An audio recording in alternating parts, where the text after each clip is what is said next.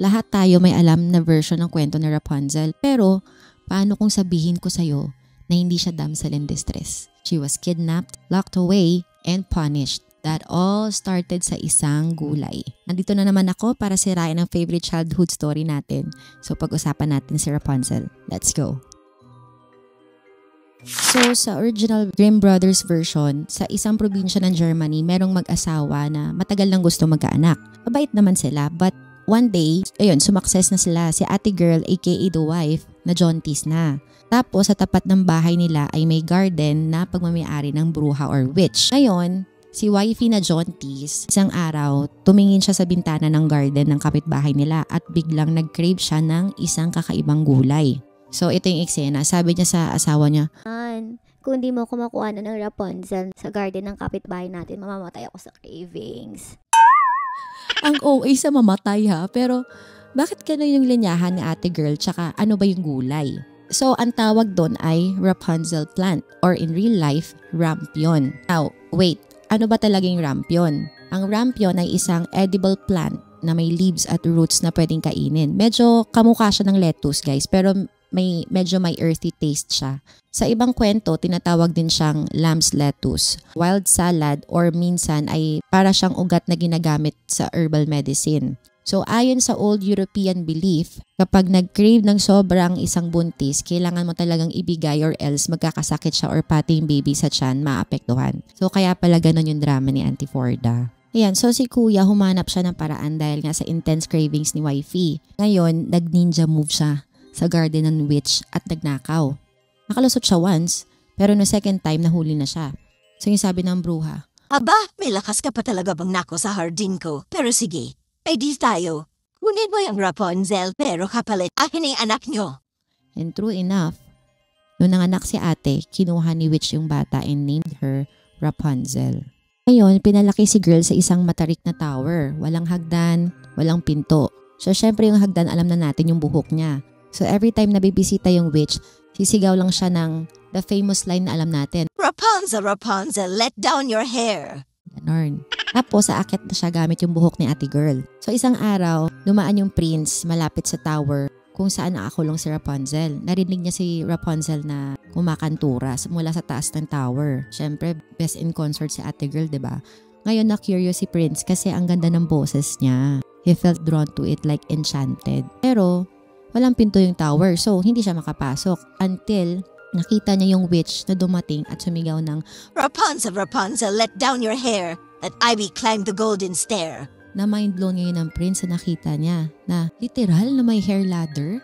So kinabukasan, ginaya niya yung line and Rapunzel let down her hair thinking it was the witch. So boom, nakapasok si prince. So what happened next? At first, si Rapunzel natakot kasi syempre first time niyang makakita ng ibang tao, especially lalaki. Pero si Prince, smooth operator. Niligawan niya. Ayan, niligawan niya. Very soft boy from the medieval era. Ganon ang atake niya. So over time, they fell in love secretly. Nagkikita sila regularly. At si Rapunzel ay, ayun na, nagplano ng tumakas kasama siya. So in the first Grimm edition, hindi sila nagpakasal agad. Instead, nagkaroon siya ng kambal. Meaning, she got pregnant habang nasa tower pa rin. Walang sinabing explicit na may kasal muna. So, oo, medyo scandalous to for that time. So, eventually, she accidentally slips up. Kumbaga nadulas siya. Nasabi niya sa witch na, Why is my dress getting tighter around my waist? So, boom, huli siya. Nagalit si witch. She cuts Rapunzel's hair. Tapos, ipinatapon siya sa disyerto. Tapos, ginamit niya yung putol na buhok para malure niya yung prince na trap niya. So nung bumisita ulit yung prince, the prince climbs and then the witch greets him instead. So na-shock si prince no na wala pala si Rapunzel doon. So nung nagulat siya, nahulog siya ngayon sa tower at nabulag siya dahil yung nahulog siya dun sa thorn bush. For years na nasa disyerto si Rapunzel, doon niya pinalaki yung kambal nila ng prince, isang boy at isang girl. Meanwhile, yung prince nabulag at lutang sa gubat, yan, paggalagala lang siya doon, naghahanap siya kay Rapunzel kahit hindi niya alam kung saan siya papunta hanggang sa boom. And after years of wandering, nagkita ulit sila sa disyerto. At sa sobrang saya ni Rapunzel, kumbaga tears of joy siya. Yan, and guess what? Yung luha niya ang nagpagaling sa mata ng prince. Like, literal na magic tears, girl. Bumalik yung paningin ni Prince, nag-reunite sila, tas kinuha niya si Rapunzel at ang kambal at bumalik sila sa kingdom ng Prince where they lived happily ever after. So yan yung version ng Grimm's brother. Now, let's go to the Italian Rapunzel. Ito yung OG Rapunzel version na long before the Brothers Grimm. Si Italian writer Giambattista Basile ang nag-publish ng Petrosinella sa kanyang fairy tale collection na Pentamerone. So it all started with Parsley naman. Parsley naman ang ano dito. May isang buntis na babae sa Naples na laging dumadaan sa Enchanted Garden ng isang ogress. Yes, not a witch ha. Ogress naman yung ano dito, yung villain dito. So she craved petrosino, a kind of Italian parsley. Kumuha siya ng hindi nagpapaalam. Nakailang nakaw na siya when suddenly, boom, nahuli siya ng ogress. So sabi ng ogress sa kanya, "You want my herbs? Then you better give me your baby." So deal made. When the baby girl was born, she named her Petrosinella after the herb her mom craved. Oh, sounds familiar, diba? Si Petrosinella, pinalaki siya ng ogress at habang lumalaki siya, she becomes more beautiful. Ayan, classic fairy tale move to. So to keep her safe, / para walang makakuha sa kanya, ikinulong siya sa tower na walang hagdan o pinto. Only magic words could open it. So take note guys, wala pang let down your hair dito ha. Magical passcode pa lang ang atake. Ayan, one day, a prince sees her at the window. At syempre, yan, na-in-love si prince because, syempre, fairy tale logic. Ngayon, nakahanap siya ng paraan para makapasok. Through whispered secrets, flirting, and eventually nightly visits. So yeah, they were seeing each other secretly. Now, the ogress found out at galit na galit syempre. But here's where Petrosinella shines. Unlike Rapunzel, hindi siya helpless. Narinig niya yung plano ng ogress to kill her and the prince. So what does she do? Nagnakaw siya ngayon ng 3 magic acorns from the ogress and ran away. Yes girl, she planned her own escape. While escaping, the ogress chased after them and Petrosinella pulled her Uno reverse card guys. So first acorn, she threw it behind her and boom, a ferocious dog appears to attack the ogress. Second acorn, a lion emerges naman pero the ogress tames it using a donkey skin. Third acorn, a literal raging wolf bursts out and this time, nakain na yung ogress. And yes, Petrosinella wins. So girl boss move siya guys. Walang iyakan, walang prince rescue. Siya ang nag-save sa sarili niya. And after that intense escape, Petrosinella and the prince got married and lived happily ever after. Now, let's go Persian mythology. Ito guys, mas ancient pa to sa lahat ng European versions. This is from the Persian epic Shahnameh from the Book of Kings circa 1000 AD. It all started with a man who had white hair since birth. Yes, si Zal, anak ng warlord na si Sam, was born with white hair kaya inakalang masamang palatandaan siya or cursed. So sa sobrang racist na paniniwala ng tatay niya, iniwan siya sa bundok as a baby. Sad, diba?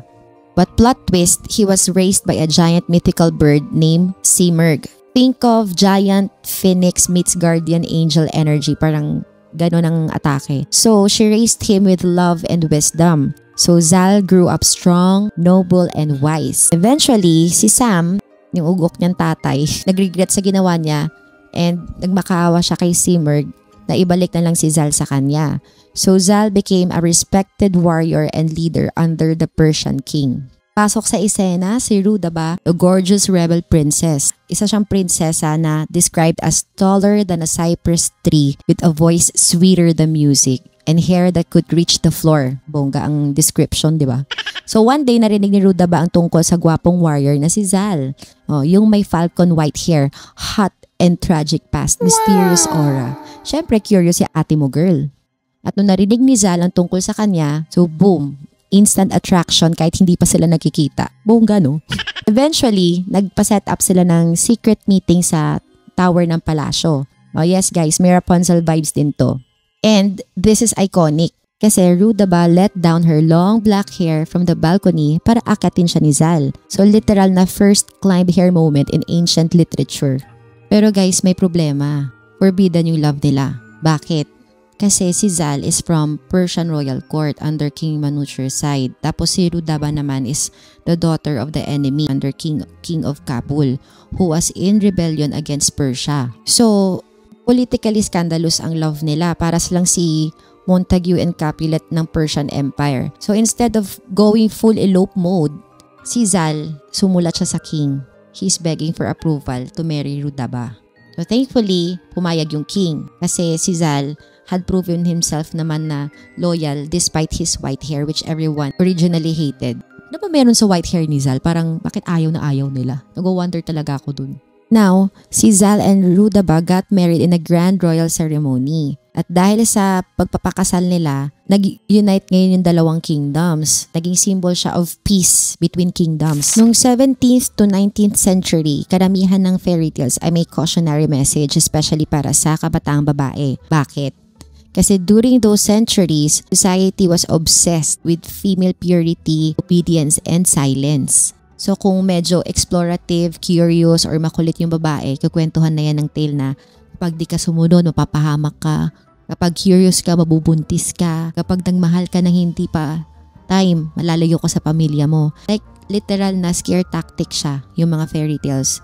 Yung tower ni Rapunzel, symbol siya ng societal cage na kung saan kailangan ikulong yung babae para safe siya from temptation, men, or even her own desires. So guys, fun fact. Sa maraming early fairy tales, no, ang mga witch ay hindi laging pure evil. Minsan sila yung representation ng oppressive forces like religion, society, or kahit nanay mo na controlling. So in Rapunzel's case, si Mother Gothel is both jailer and fake protector. No, she claims to love Rapunzel pero hindi niya pinapayagang lumaya, magtanong, o magmahal. Sounds familiar? No, it's giving I'm doing this for your own good energy but in reality it's about control. Maraming scholars ang nagsasabi na yung tower is a literal metaphor for female virginity. Nasa taas ka, isolated, walang access sa mundo tapos guarded pa ng matanda. Di ba parang chastity belt na medieval era yun? The moment someone climbs the tower aka may romantic involvement, boom, and exile, pregnancy, punishment. By the time Grimm Brothers published Rapunzel in the 1800s, fairy tales were already being cleansed para mas tanggapin ng middle-class families. So yung early versions may sex, violence, cannibalism, betrayal, etc. Yung edited versions, na-sanitize na siya to highlight obedience, virtue, and love conquers all.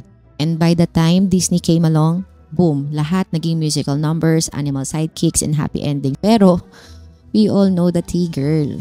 So guys, what's the moralization for today's story? Akala natin si Rapunzel, diba, is just that girly na maganda ang hair at nag-antay sa prince para isalba siya. Pero when we peel back the layers, Rapunzel is not just a fairy tale. She's a cautionary tale about control, freedom, and identity. Yung totoong villain, sino?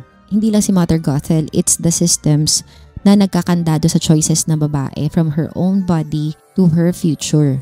Yung tower, symbol siya ng pagkakakulong sa expectations ng society. Pinagbabawalan siya makipag-usap sa lalaki, lumabas at magmahal dahil dangerous daw yun. Pero ang tanong, dangerous ba talaga o takot lang silang mawalan ng control sa kanya?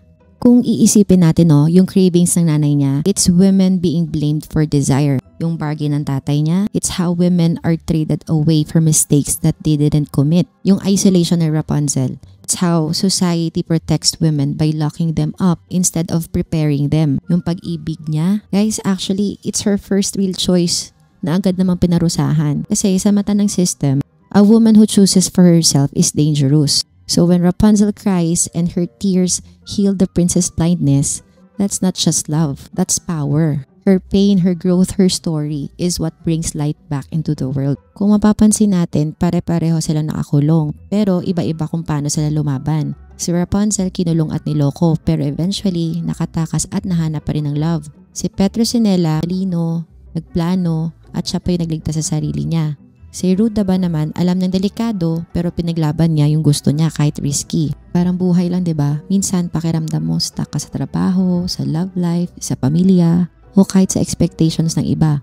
Pero at the end of the day, may choice ka. Hindi madali pero pwedeng lumaban, pwedeng tumakas, pwedeng pumili ng para sa'yo. Hindi lang sila princesses. Sila yung reminder na kahit ilang beses ka ikulong, may paraan para makawala.